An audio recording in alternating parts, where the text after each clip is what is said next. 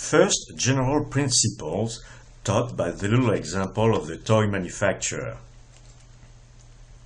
First principle, do not run out of cash.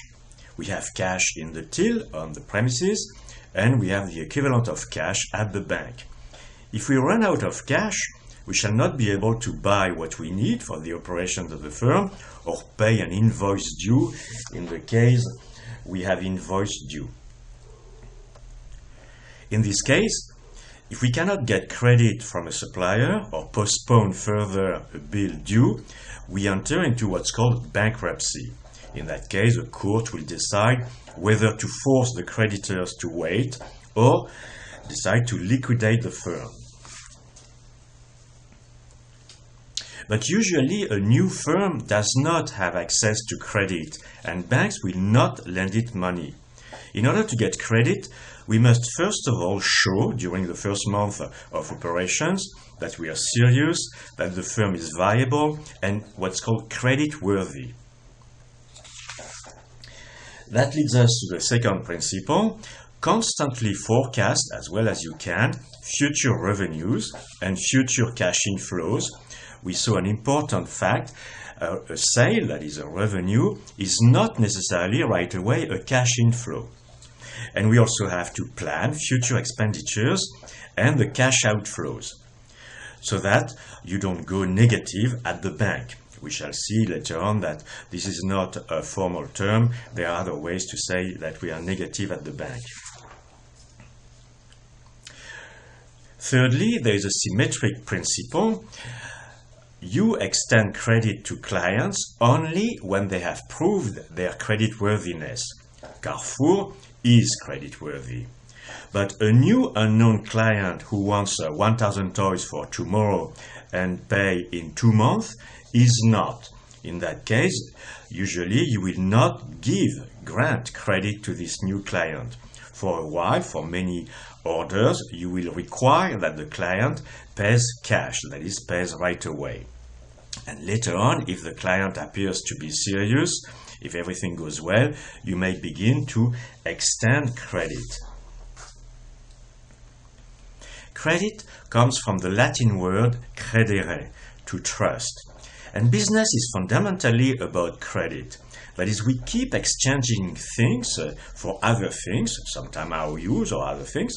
So we must have confidence in the value of what we receive in exchange for what we give. Modern money is paper money. It appeared slowly after the 12th century. It began to play a more important role in the 17th and 18th century. And in the 19th century, it became the main way to pay. And paper money began to have what's called legal tender status within its currency zone.